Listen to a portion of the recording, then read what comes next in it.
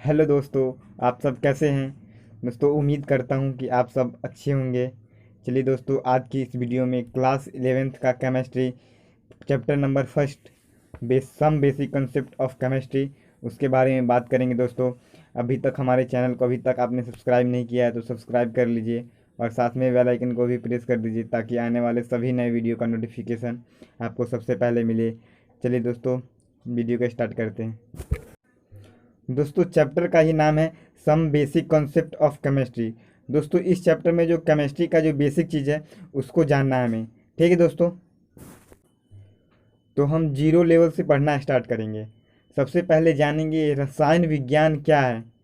तो हम कह सकते हैं रसायन विज्ञान वह शाखा है, या हम यह भी कह सकते हैं रसायन विज्ञान विज्ञान की शाखा है, वह शाखा है जिसमें पदार्थ के संघटन, गुणधर्म और अन्योन्य क्रियाओं का अध्ययन किया जाता है। तो दोस्तों हम इंग्लिश में इस तरह से कह सकते हैं कि chemistry chemistry is the branch of science. विज्ञान की वह शाखा है that studies the composition. Composition means होता है संगठन, यानी जिसमें पदार्थ का संगठन एंड प्रॉपर्टीज और इंटरएक्शन ऑफ मैटर, उसके बारे में चर्चा, मैटर के बारे में चर्चा किया जाता है। ठीक है ना, उसे क्या बोलते हैं, केमिस्ट्री कहते हैं। ठीक है दोस्तों, सबसे पहले जानेंगे कि मैटर कहते किसे हैं। मैटर का हिंदी अर्थ होता है पदार्थ। चलिए, एवरीथिंग वे सभी वस्तुएं, विच कवर स्पेस यानी जो स्थान छेकता हो, हैविंग मास जो मास रखता हो, and resist of the force जो बल लगाता हो, उसे क्या कहते हैं, इज कॉल्ड मैटर, उसे मैटर कहते हैं। ठीक है दोस्तों हम पदार्थ को दो तरीका से पढ़ेंगे। एक फिजिकल स्टेट यानी भौतिक अवस्था के आधार पर पढ़ेंगे और एक केमिकल स्टेट के बारे में यानी रासायनिक अवस्था के आधार पर पढ़ेंगे। ठीक है ना, इसलिए सबसे पहले पढ़ते हैं फिजिकल स्टेट ऑफ मैटर, पदार्थ के भौतिक अवस्था के बारे में पढ़ेंगे। ठीक है ना, on the basis of force of attraction यानी बल के आकर्षण के आधार पर जो है ना, matter has classified into three physical state. उनके भौतिक अवस्था को जो है ना तीन भागों में बांटा गया है। ठीक है ना, किसके आधार पर, बल के आकर्षण के आधार पर पदार्थ को तीन भौतिक अवस्था में बांटा गया है। पहला तो है सॉलिड जिसको बोलते हैं ठोस बोलते हैं, दूसरा है लिक्विड जिसको द्रव्य बोलते हैं, और तीसरा है गैस। ठीक है दोस्तों, और दो स्टेट आपने बचपन से पढ़ते आए हो, तीन ही स्टेट के बारे में, लेकिन दो स्टेट एक्स्ट्रा से भी पढ़ना पड़ता है जो अब आपको इंटर में पढ़ाया जाएगा। चौथा तो है प्लाज्मा और पांचवा है बॉस आइंस्टीन। दोस्तों इन सभी को हम एक एक करके जानते हैं इसके बारे में। ठीक है दोस्तों, फर्स्ट है सॉलिड। ठीक है ना, तो सॉलिड किसे कहते हैं, ठोस किसे कहते हैं, तो इसको हम इस तरह से बोलेंगे the physical state of matter.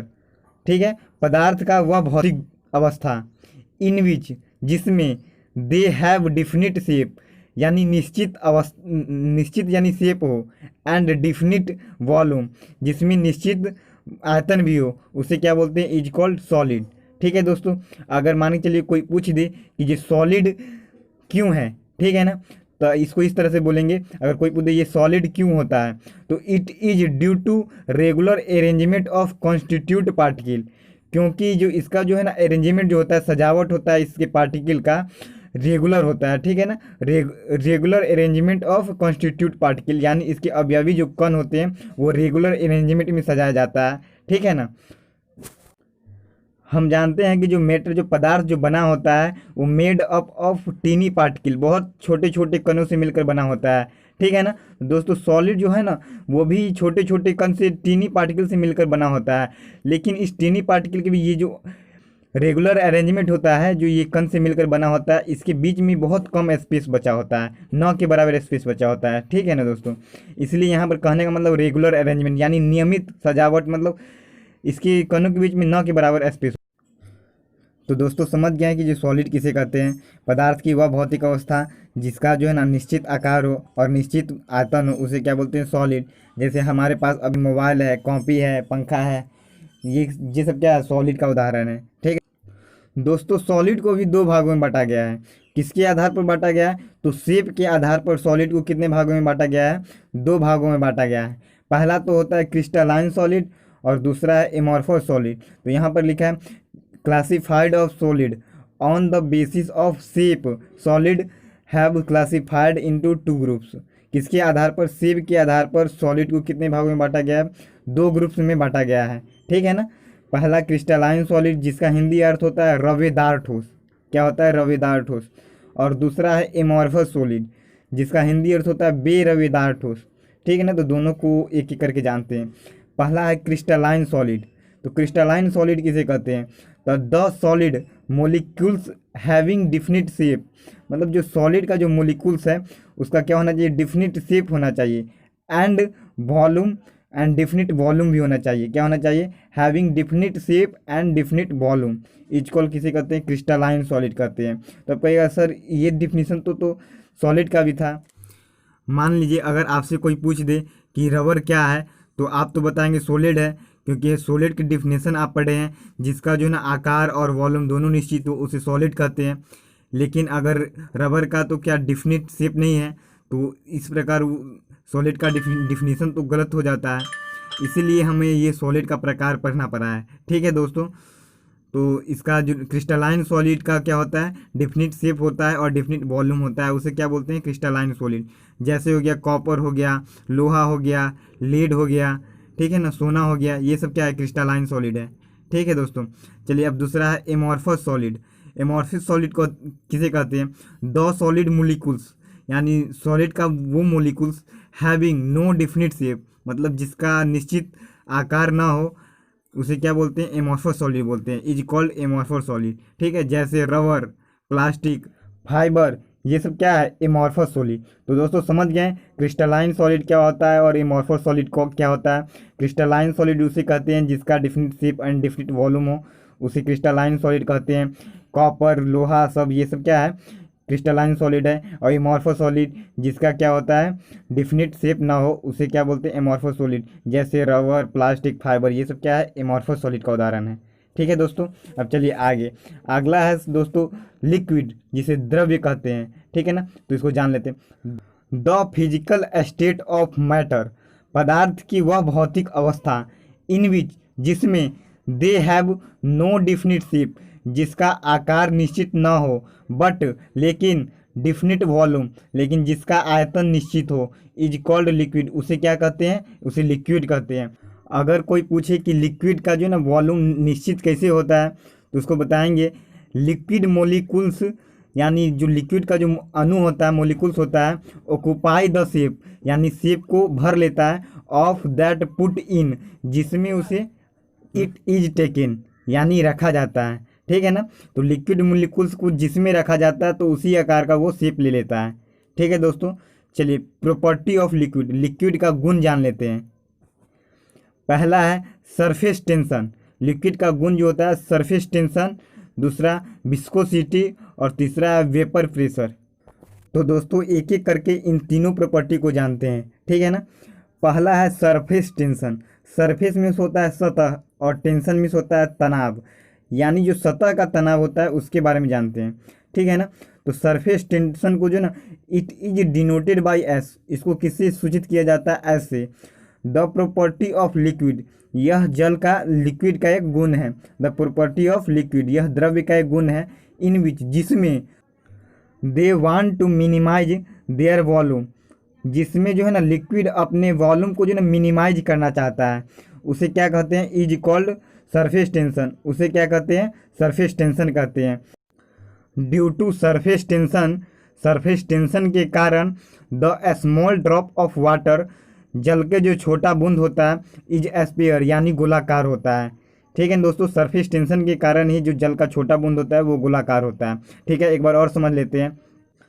Surface tension एक लिक्विड का गुण है जिसके कारण अपने वॉल्यूम को मिनिमाइज करना चाहता है, ठीक है ना। और सरफेस टेंशन के कारण ही जल का जो छोटा बूंद होता है वो गोलाकार होता है, ठीक है दोस्तों। अब अगला है विस्कोसिटी।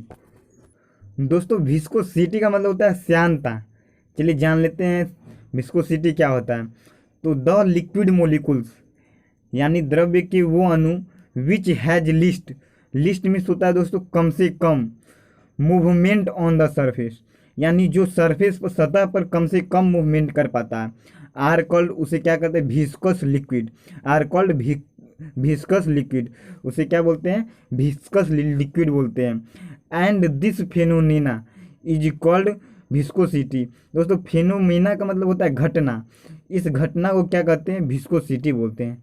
ठीक है, चलिए दोस्तों एक बार और समझ लेते हैं। विस्कोसिटी जो है ना एक लिक्विड का प्रॉपर्टी है, जिसके कारण लिक्विड जो है ना सरफेस पे बहुत कम दूरी चल पाता है, यानी लिस्ट मूवमेंट कर पाता है, बहुत कम दूरी चल पाता है। ठीक है ना, विस्कोसिटी के कारण। ठीक है दोस्तों। दोस्तों अब अगला है वेपर प्रेशर। वेपर मीन्स होता है वाष्प और प्रेशर मीन्स होता है दाब, यानी वाष्प का दाब क्या होता है जान लेते हैं। द प्रेशर वह दाब इन विच जिसमें एग्जर्टेड, एग्जर्टेड मीन्स होता है लगाया जाता है, क्या होता है लगाया जाता है, किसके द्वारा लगाया जाता है, बाय लिक्विड वेपर मोलिकुल्स, यानी द्रव्य के जो वाष्प अणु होता है उसके द्वारा जो प्रेशर लगाया जाता है उसे क्या बोलते हैं, वेपर प्रेशर बोलते हैं। ठीक है, एक बार और समझ लेते हैं। द प्रेशर वह दाब जो लगाया जाता है exerted by liquid vapour molecules, यानी जो द्रव्य के वाष्प अणुओं द्वारा जो लगाया जाता है प्रेशर उसे क्या बोलते हैं, वेपर प्रेशर बोलते हैं। ठीक है दोस्तों। अब हमारा अगला है गैस। गैस किसे कहते हैं, तो the physical state of matter, पदार्थ की वह भौतिक अवस्था, इन विच जिसमें they have no definite shape and no definite volume is called gas, उसे क्या बोलते हैं, गैस बोलते हैं। पदार्थ की वह भौतिक अवस्था जिनमें जिसका आकार भी निश्चित ना हो और उसका आयतन भी निश्चित ना हो उसे क्या बोलते हैं, गैस कहते हैं। लेकिन अगर आपसे कोई पूछ दे जो इसका क्यों ना आकार निश्चित होता है और ना इसका आयतन निश्चित होता है क्यों, तो हम उसको बताएंगे गैसियस मोलिकुल्स, गैस का जो मोलिकुल्स होता है डू नॉट इफेक्ट, यानी उस पर कोई प्रभाव नहीं पड़ता है बाई ग्रेविटेशनल फोर्स, यानी गुरुत्वाकर्षण बल का जो होता है ना, जो गैस का मोलिकुल्स है उस पर कोई इफेक्ट नहीं पड़ता है, इसीलिए उसका ना ही आकार निश्चित होता है और ना ही उसका आयतन निश्चित होता है। ठीक है दोस्तों, चलिए अब हमारा अगला टॉपिक प्लाज्मा। प्लाज्मा क्या होता है इसके बारे में जान लेते हैं। The physical state of matter, पदार्थ की वह भौतिक अवस्था, इन विच जिसमें द कंपोनेंट, कंपोनेंट मीन्स होता है अवयव, the component are in form ion, in form ion का मतलब जो आयन के रूप का होता है उसे क्या कहते हैं, is called plasma state of matter. ठीक है दोस्तों, जैसे रे ऑफ सनलाइट, ये क्या है, ये प्लाज्मा स्टेट ऑफ मैटर है। ठीक है, लाइट ऑफ बल्ब ये भी क्या है, प्लाज्मा है। ठीक है दोस्तों, चलिए अगला है Bose Einstein state. Bose Einstein state, चलिए इसके बारे में जान। The physical state of matter, पदार्थ की वह भौतिक अवस्था, इन विच जिसमें they are in condensed gaseous form, यानी गैस का जो है ना सघन रूप, कॉन्डेंसेड मीन्स होता है सघन और गैसियस यानी गैस जो है ना सघन रूप में जहाँ पाया जाता है उसे क्या बोलते हैं, boss Einstein state of matter. ठीक है ना, फिजिकल स्टेट ऑफ मैटर, पदार्थ की वह भौतिक अवस्था, इन विच जिसमें दे आर इन कॉन्सेंट्रेड यानी सघन गैसियस रूप में हो उसे क्या बोलते हैं, boss Einstein state of matter. चलिए दोस्तों, अब फिर अगला वीडियो में बात करेंगे एलिमेंट क्या होता है, एलिमेंट के कितने भागों में बांटा गया है। दोस्तों वीडियो काफ़ी लंबा हो चुका है, इसलिए अब नेक्स्ट पार्ट में बात करेंगे। बाकी के लिए so thanks, all the best. और दोस्तों अभी तक हमारे चैनल को सब्सक्राइब नहीं किए तो सब्सक्राइब कर लीजिए और साथ में बेल आइकन को भी प्रेस कर लीजिए। ठीक है दोस्तों, नेक्स्ट वीडियो में मिलते हैं।